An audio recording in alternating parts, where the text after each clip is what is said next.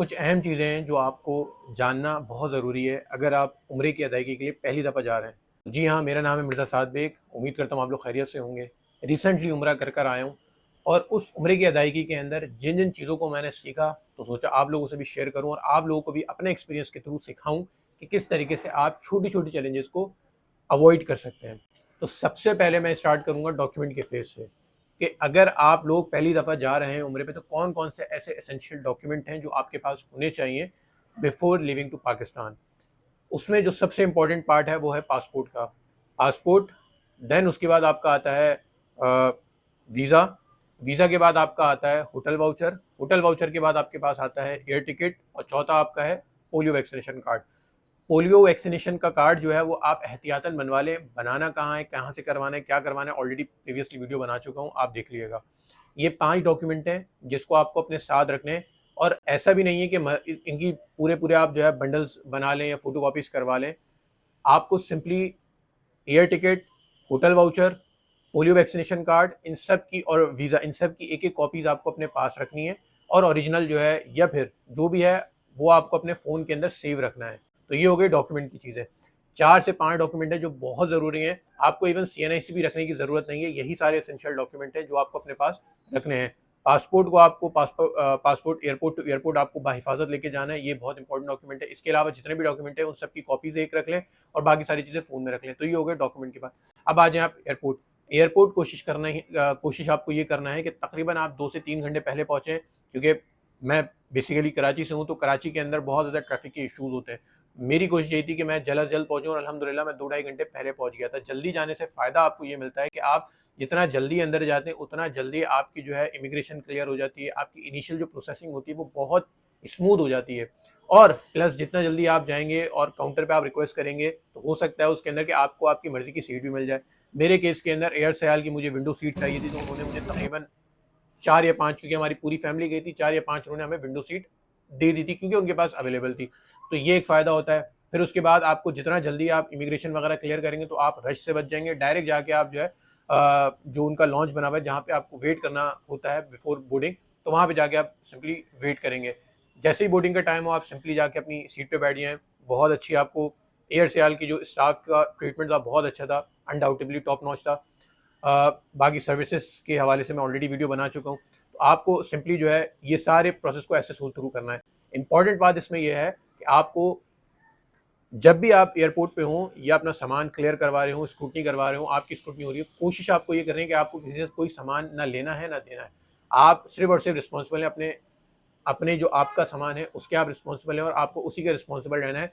आपने अगर कोई भाईचारे में या किसी हमदर्दी में किसी का सामान ले लिया और अल्लाह ना करे उसमें कोई ऐसी चीज़ निकल आई जो ऑब्जेक्शनेबल हुई, तो वो आपके लिए प्रॉब्लमैटिक हो सकता है। कोशिश आपको ये करनी है कि आपको सिर्फ़ और सिर्फ़ अपना सामान यहाँ से ईज़िली जो है स्क्रूटनी करा के लेके जाना है और वहाँ से बिल्कुल एग्ज़ैक्टली ऐसे करना है। किसी का सामान आपको नहीं करना, सामान आपको लेना है, जो भी करना है आप वहाँ मक्का पहुँचे, मक्का मदीना पहुँच के करिएगा, अदरवाइज़ आप एयरपोर्ट पे नहीं करिएगा, कानून बहुत स्ट्रिक्ट है। फिर उसके बाद इम्पॉर्टेंट ये है कि जैसे ही आप जद्दा लैंड करेंगे, जद्दा लैंड करने के बाद आपको घबराने की ज़रूरत नहीं है। समटाइम्स इन लोग काफ़ी घबरा जाते हैं कि यार अब क्या होगा, क्या होगा? सिंपली वहाँ से भी आपको जो है इमिग्रेशन क्लियर करनी है, पासपोर्ट पे आपका एग्ज़िट का स्टैंप लगेगा, बाहर आ जाना है। कन्वेयर बेल्ट पे, चूँकि वहाँ पे मैंने एक चीज़ नोट की, मैं हज टर्मिनल पे जहाँ आया था, वहाँ पे इतने अनलिमिटेड कन्वेयर बेल्ट हैं कि वहाँ पे ऑलरेडी आपके आने से पहले ही आपका सामान जो है डिफरेंट कन्वेयर बेल्ट के थ्रू आ चुका होता है, तो आपको वेट करने की ज़रूरत नहीं होती जैसा आपको कराची एयरपोर्ट पे करना पड़ता है। तो आपको सिंपली वहाँ से अपना सामान उठाना है, सामान उठाने के बाद आप लोग बाहर आएँगे। इसमें इम्पोर्टेंट बात यह है मिक़ात, कि कब आपको नियत करनी है। ये हर बंदे के ऊपर वैरी करता है। अगर कुछ लोग आते हैं कनेक्टिंग फ़्लाइट लेके, तो उनके दिमाग में होता है कि जहाँ पे हम हमारा ले ओवर है हम वहाँ से नियत करें। कुछ लोग जो है यहीं से करके चले जाते हैं। मैं अपने केस में अगर मैं बताऊँ तो मैं घर से ही करके गया था। नियत मैंने घर से ही कर ली थी, 2 रकात नफ़िल पढ़ी थी बस। मिक़ात जब आया था तो प्रॉपर्ली मैंने जो है नियत कर ली थी। तो ये तरीका भी है। बहुत सारे लोग ये करते हैं कि यार वो ले ओवर टाइम में करते हैं और बहुत सारे लोग ये भी करते हैं कि जो जहाज़ है उसके अंदर जो है वो अपना एहराम चेंज करते हैं, लेकिन ये रिकमेंडेड नहीं है। मैं किसी को भी मशवरा नहीं दूँगा कि आप जहाज़ के अंदर करें। कोशिश ये करें कि अगर आपका ले ओवर वाला टाइम है तो आप वहाँ कर लें या फिर आप घर से ही नियत करके जाएँ। ये मैं आपको बता रहा हूँ। मिक़ात का पता कैसे चलता है कि जब आप जो है जद्दा में एंटर हो जाते हैं, तो जद्दा में मिक़ात आने से कुछ देर पहले जहाज़ के अंदर अनाउंसमेंट हो जाती है कि मिक़ात आने वाला है, काइंडली आप लोग अपनी नियत कर लें। तो आपको उससे पहले-पहले अपनी प्रॉपर नियत करनी है। नियत करने के बाद जब आपका जहाज़ लैंड कर जाए, लैंड करने के बाद आपकी कन्वेयर बेल्ट से सारे प्रोसेस हो जाए, कन्वेयर बेल्ट से अपना सामान उठाना है, बाहर आना है। घबराने की कोई ज़रूरत नहीं है। बहुत सारे लोग घबरा जाते हैं और मैंने खुद अपनी आंखों से देखा है, वहाँ पे बहुत सारे लोग घबरा गए थे कि यार क्या करना है, कैसे करना है। तो उसमें आपको करना ये है कि आपको सिर्फ और सिर्फ अपना वीज़ा अपने सामने रखना है, बाहर आना है। वहाँ पे नुस्क ऐप के रिप्रेजेंटेटिव डिफरेंट डिफरेंट लाउंज के बाहर खड़े हुए होंगे, उनको अपना वीज़ा आपको शो कराना है। वो आपको देख के बोलेंगे, वो आपको देख के बता देंगे आपको किस लॉन्च के अंदर वेट करना है। बेसिकली उस वीज़े के अंदर उस कंपनी का नाम होता है जिस कंपनी के थ्रू आपका वीज़ा जो है असाइन हुआ होता है। तो वो सिर्फ वो देखकर आपको बता देंगे या तो आप लॉन्च नंबर 2 में चले जाएँ, 3 में चले जाएँ, 4 में चले जाएँ, सी में चले जाएँ, डी में चले जाएँ, ए में चले जाएँ, ऐसे ही करना है। थोड़ी देर आपका वहाँ बैठेंगे, वो आपको बता देंगे कि आपकी कौन-सी ट्रांसपोर्टेशन है, या आपकी बस आ रही है, या आपकी कोई वैगन आ रही है, एसयूवी आ रही है, या फिर आपकी सेडान आ रही है। तो जो भी आपकी कन्वेंस होगी वो आपको ऑलरेडी बता देंगे, और जैसे ही वो आएगी आपको बता देंगे आपकी कन्वेंस आ गई है, और सिंपली वो आपको एस्कॉर्ट कर देंगे, ये आपकी बस है, ये आपको जद्दा से लेके मक्का जाएगी, और मक्का में जो भी आपका होटल है उसके बिल्कुल आपके गेट पे उतार देगी। तो सिंपली आपको करना ये है कि आपको अपना वीज़ा अपने सामने रखना है, उनको दिखाना है, वो आपको एस्कॉर्ट करेंगे बस तक। बस के अंदर बैठने के बाद आपको बेफ़िक्र हो जाना है, बस वाला आपको एग्ज़ैक्टली वहीं उतारेगा जहाँ पे आपका होटल है। होटल वाउचर जो कि आपके पास होगा तो उसके अंदर आपका होटल का नाम होगा।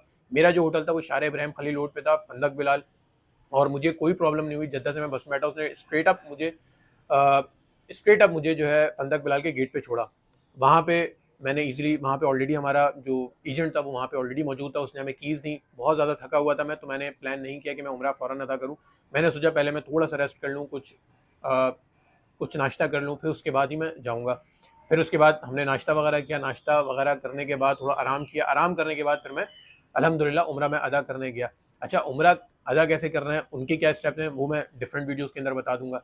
और लेकिन मैं आपको इसमें ये बता दूँ कि उम्रा अदा करने से पहले अपने आप को एनर्जाइज़ करना बहुत इंपॉर्टेंट है, क्योंकि उम्रा है आसान, लेकिन उसमें थोड़ी-सी जो है ना, चूँकि वहाँ पे बहुत सारे लोग होते हैं तो कंजेशन काफ़ी होती है, वहाँ पे थोड़ा-सा आपको जो है ना हैसल करनी पड़ती है, और तो ये सारी चीज़ें थोड़ी-सी आपको जो है ना थका सकती हैं। तो इसलिए बेहतर ये है कि आप थोड़ा-सा अपनी एनर्जी को रिज़र्व रखें उम्रे के लिए।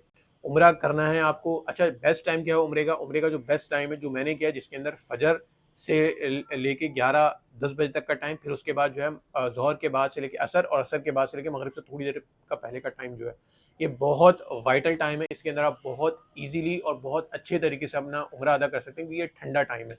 इसके अंदर आप लोग ईज़िली अपना उम्रा अदा कर लेंगे। रश होगा लेकिन रिलेटिवली कम होगा। ज़्यादातर रश जो होता है वो मगरिब के बाद स्टार्ट होता है, जो कि फजर तक होता है। तो इसलिए मैं सबको रिकमेंड करता हूँ, और आपको भी मैं यही रिकमेंड करूँगा कि अगर आप फर्स्ट टाइम जा रहे हैं तो आप अपने हिसाब से देखिएगा, लेकिन अगर आपको सूटेबल लगे तो आप फजर के बाद या ज़ोहर असर के बाद भी कर सकते हैं। इस तरीके से आपको अपने उम्रे के सारे अरकान अदा करने के बाद आप अगर किंग अब्दुल अज़ीज़ गेट से अंदर गए, तो फिर कोशिश ये करिएगा कि उसी गेट से वापस आएँ, क्योंकि वहाँ पे जो है शटल भी चलती है। क्योंकि अगर आपको हरम आना है तो वहाँ पे शटल सर्विस का भी सेटअप है। मैं खुद जो है शटल सर्विस यूज़ करता था। मुझे होटल के गेट पे उतारती, किंग अब्दुल अज़ीज़ गेट के बिल्कुल सामने उतारती, अजियात रोड के पास। वहाँ से आपको सिंपली जो है अंदर जाना है, किंग अब्दुल अज़ीज़ गेट आएगा वहीं से, और वहाँ से खाने काबा का व्यू भी बहुत प्रोफाउंड आता है। प्रोफाउंड व्यू लेने के बाद, उम्रा अदा करने के बाद, सारी चीज़ें बिल्कुल एग्जैक्टली स्मूथ जाने के बाद आप वहीं से वापस आएंगे। सामने जो है ना रास्ते में जो है आपको जो उनके एजेंट होते हैं ना, बार बार बाल काटने वालों के एजेंट खड़े हुए होंगे, वो आपसे बोलेंगे कि यार बा हलक हलक हलक हलक, तो जो है कुछ बोलेंगे 15 रियाल, कुछ बोलेंगे 10 रियाल, कोई 20 रियाल।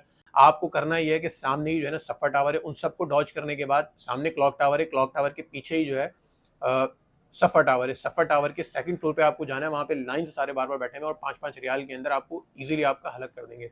ये आपको अपना टाइम सेव करना है। सिंपली आपको उम्रे के सारे अरकान अदा करके किंग अब्दुल अजीज़ गेट से बाहर आना है, सफ़र टावर में जाना है, सेकंड फ्लोर में 5 रियाल पकड़ाने, हलक 5 मिनट के अंदर आपका हलक हो जाएगा। फिर आप सुकून से जो है खाना खाएं, आराम करें, शटल के थ्रू अपने होटल जाएं, और फिर मतलब आप एहराम की पाबंदियों से निकल जाएंगे। तो इस तरीके से आपको अपनी जो है फर्स्ट टाइम उम्रे की जर्नी को लेके चलना है।